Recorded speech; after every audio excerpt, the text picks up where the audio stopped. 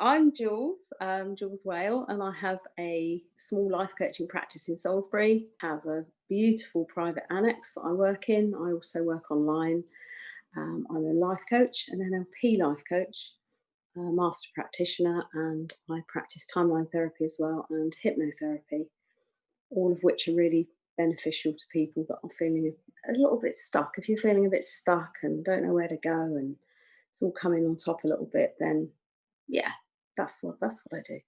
As I said, I practice timeline therapy, I practice NLP, and I practice the hypnotherapy. Now, any one of these can be used to help people that are stuck. So, if you, as I said before, if you're feeling stuck and you just don't know where to go forward, NLP, in its very, very basic terms, is all about communication. It's all about improving communication with yourself as well as with other people. So it's really powerful. It's about listening to what you're telling yourself. And that sounds a little bit jiggery pokery, but it's not. It's very simple. There's jargon attached to it, which I don't use. And by using NLP, you would be able to very quickly identify kind of why you're feeling how you're feeling and what you want to do about it. So it's a really, really eye-opening thing to have. Hypnotherapy, a lot of people think that hypnosis is all about getting you to run around eating an apple, thinking it's an onion, or an onion thinking it's an apple. That's not the case at all. I use hypnosis for really getting you into a very relaxed state. And just to explain a little bit about hypnotherapy, hypnosis is about that time in the morning where you just wake up and you're feeling all snoozy and warm and lazy, and you could get up if you wanted to, but you don't want to. You're kind of okay just laying there thinking about things, and random things come into your head, and really strange things sometimes, quite disconnected things. And that's the state that I would help you to get into in a hypnotherapy session, because in that way you're feeling calm, you're feeling relaxed, and these thoughts can pop in and out of your head without causing any upset at all. It's a really relaxed feeling. Another example is when you're driving down a motorway and you kind of start at junction 1 and you end up at junction 32, and you think, well, I can't remember getting here. You've driven safely, you've obeyed the highway code and what have you, but you actually can't remember getting there. And that's because your brain has been in that state of self-hypnosis, if you will. So it's a really, really good tool that I use for actually helping you get into that really, really relaxed state. And people really enjoy having that. And it's something you can take with you after you see me. It's something you can learn to do with yourself. Timeline therapy, I practice that, and that's a big crunchy thing. What we look at in timeline is that we believe that things that influence us negatively or positively start before the age of 7. Now, when we're born not fearing jumping over a cliff. I mean, we don't know what's the other side, and we would just jump off. So we have no limiting beliefs at all. Those are actually poured into the funnel we have by people around us, exposed to parents, teachers, friends, and we get all this stuff being poured into our head. And that's how we get some of these cranky, self-limiting beliefs. And they are so easy to iron out. Now, timeline therapy specifically looks at our life as if it's along a timeline. If you can imagine a train track, if you can imagine a string of beads, a string of pearls, and you lay it out on the floor and you look at them, and you look at them from up high. And the middle bead is the issue that's presenting itself now. It's what's causing you jip, it's what's causing you to be upset or less than happy. Now, in order to actually work with that, we need to pull off all the other beads. And we start way back at the beginning. And we pull all those beads off and we kind of polish them up and we restring them. And it's really, really powerful, very, very effective way of clearing out your cache of limiting beliefs.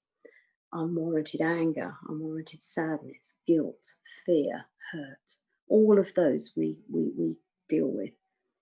And it's one of the most cleansing, cleansing interventions that you would find in NLP practice. You need to be a master coach to practice it. It's not difficult, but it takes a little bit of skill to get you to where you would like to be. But it works. I started out many, many years ago in business. I've always worked in a customer-facing role, if you will, corporate in the corporate world. I've had many jobs when I was younger. For the last sort of 20 odd years of my big career, if you will, I was heading a sales team, and I had quite a few people in my team, and I would really, really do strategic sales management. That's what my job was. It was long hours. It was very rewarding, and it was a good career. It was a good, sound, solid career, and that's great. But I lost my husband 10 years ago, and things hadn't been brilliant before he passed. And I was looking around in this really good career that I had for a future, and the future would have given me a really good financial future. But in searching around for what I needed to make myself feel better, if you will, make me feel more complete, I needed to kind of revisit me and who I am and how I got to where I was, and did I want to carry on doing this for the rest of my life? And I'm a great believer that coming out of your comfort zone can be a catalyst for huge change, huge benefits, but you have to come out your comfort zone. And I started after my late husband had died. I wasn't in a good place financially. So that almost seems even more bananas that I gave up a really sound career.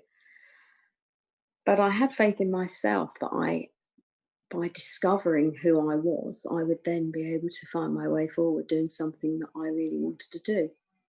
And at that stage, 10 years ago, I actually didn't know what that was. But it came to me. I did some work around NLP with somebody else, and I kind of discovered my core values. My core values of being true to myself. That became my number one core value. And working out how to get from a place of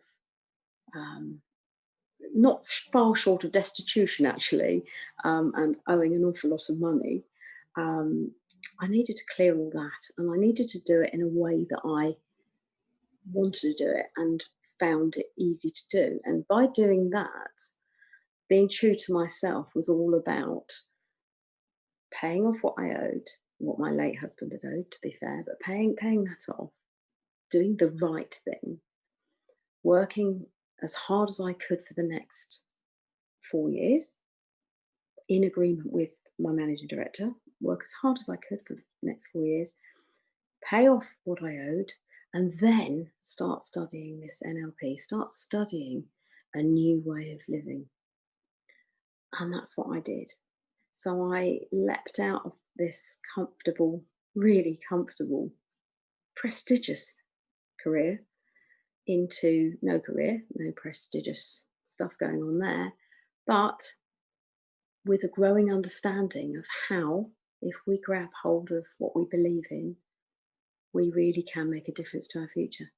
We don't have to keep doing what we were doing. We can change what we're doing, and we can grip that future, and we can go towards it. And it was like, and I don't want to be trite, but I felt like a moth towards a flame. I was guided to do that, to really, really learn about me, about what I could change. And in doing that, it then became blindingly apparent that I wanted to do that to help other people as well. Other people like me who could have been in really, really dismal situations, possibly following bereavement, following maybe relationship breakdowns, big career changes, redundancy, whatever. Mainly around loss of self-esteem as well is a huge one. So around loss, and so I used my career and my meeting with lots of other people through life and being able to communicate, I think, quite effectively with people. But I then used that to study and to put into a useful mold for the future. And no, that didn't involve zillions of pounds, but my goodness, it's it's really brought everything I could have wanted and more. Thinking about where I was with my career, I actually chose to change career, and not everybody is fortunate enough to do that. Some people find they lose a career through no choice of their own, but because of the experience I have, the life experience as well, and the raw edge of owing lots of money and having to deal with that as well, I've become, I suppose, really, really interested in helping people to look. So if somebody has maybe been made redundant, for example, and that's probably quite pertinent at the moment, even more so, sadly. In order for them to move forward, what I do with them is to do what I did myself and to look at what's really important to them. If you are being made redundant from a 70-hour-a-week job, and one of your top values that you haven't even thought about is spending time with your family, is having more me time, to look for another job that's going to give you another 70 hours is probably not going to have that fuzzy feeling that you're looking for. And it might pay the bills, and that's great. And bills, yes, do need to be paid. And that's why I think I stand as a little bit of an expert on this, because I did have mortgage, I did have bills, I do have bills. But when you find out what's really, really important to you, and that's what I help people to find out, what we then do is we look at, okay, that's happened, the redundancy's happened, loss of job, loss of partnership, as I said before, loss in general. We can't change that. But by looking at what's really, really important to you, what will then become apparent is what is your next goal and the values that you will find out. And you probably don't even know them, as I said before. I didn't know mine. I thought I did, but I didn't.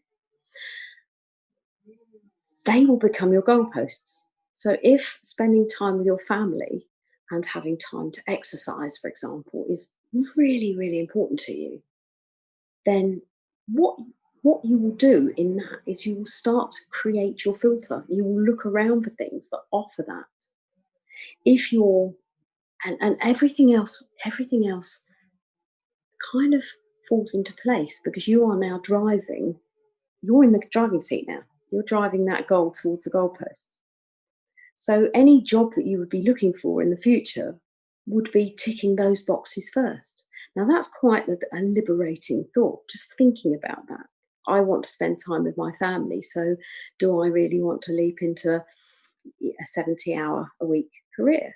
Now, there's the practicalities of that, and one might say, well, that's okay for you. My position was that I actually sold my house in order to do that.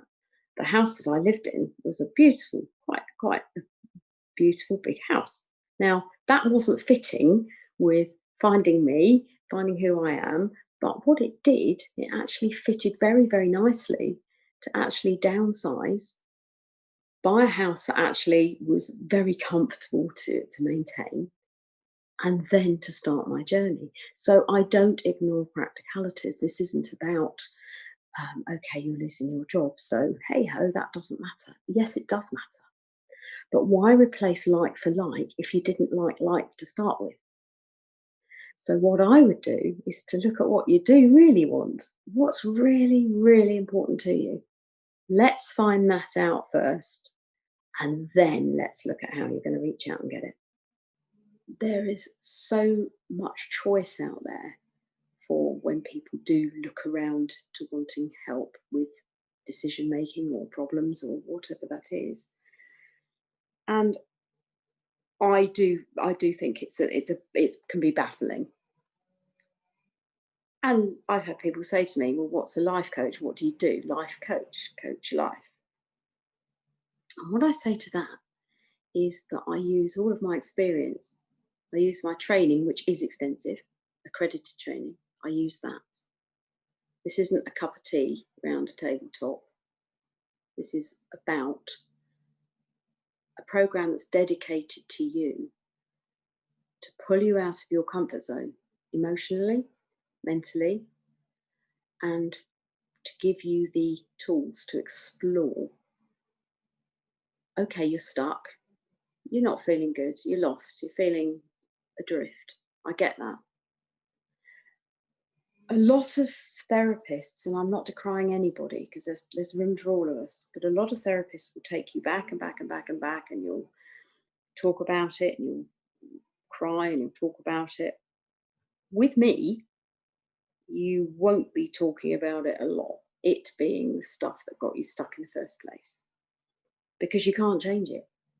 So working with me is beneficial in as much as after you've wallowed for a little bit, and I wallowed for a bit, believe me, when I went through this process, we will then start picking over the positives from that. You cannot change what's happened. 5 seconds ago has gone. A second ago has gone. You can't change that. There's nothing you can do about it. But what I am skilled at doing and experienced and trained to do is to actually get you to change your relationship to that. If it's something rubbish that's happened, you will change your relationship to it. You will see it differently. You will feel it differently. You will hear it differently. And it will sit well. Whatever it is, you can't change it. And it's all about not having regrets. I read something the other day, and somebody said that when people are near death, they say their biggest regret is not doing something they wanted to do. My answer to that is working with me is that basically isn't going to happen, because you are going to do it if you want to do it. How you're going to do it will be up to you.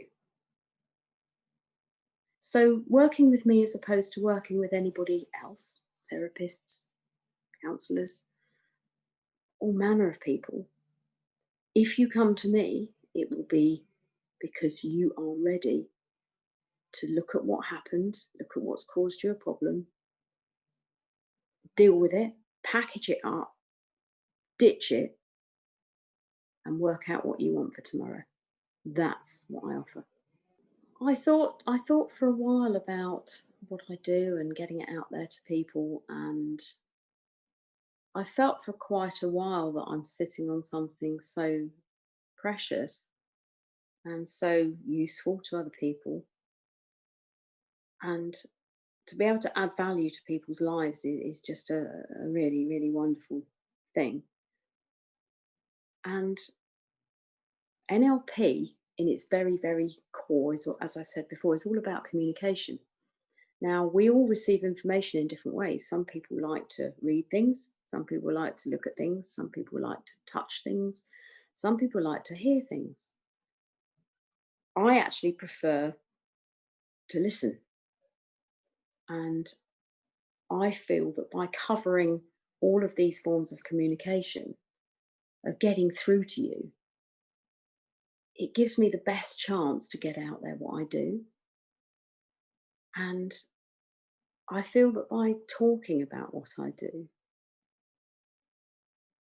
it gives me a connect with somebody when I listen to what they do.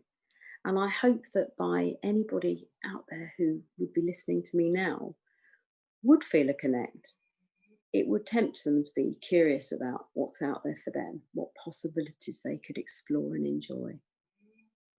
So with that in mind, I write things. I write, I think professionals call it content. I don't call it content because I'm not a professional marketer.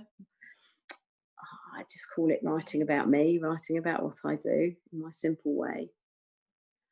But I think to give me a better chance to connect to more people, which is what I want to do. I do believe I have a valuable service. I want to talk about it. I want to talk about who I am, what I've got to offer, what I can do for you. And I hope that that connects with more people than it might have done by reading something. Um, and I approached Carlton Brunton, and I had heard that he does some good video stuff. I'd seen his video stuff, listened to a couple of his podcasts. And I thought, yeah, perhaps we could work together. Perhaps we could do something, and he could help me to create this podcast, another sort of professional term for it. I call me speaking about what I do.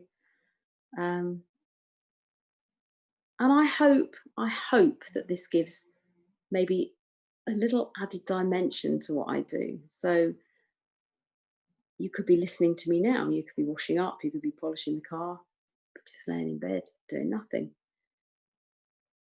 But if anything I've said on this resonates with you, if anything that I've said today resonates with you at all, listening to what I'm saying, do get in touch, because I'm here, and yeah, I'm here.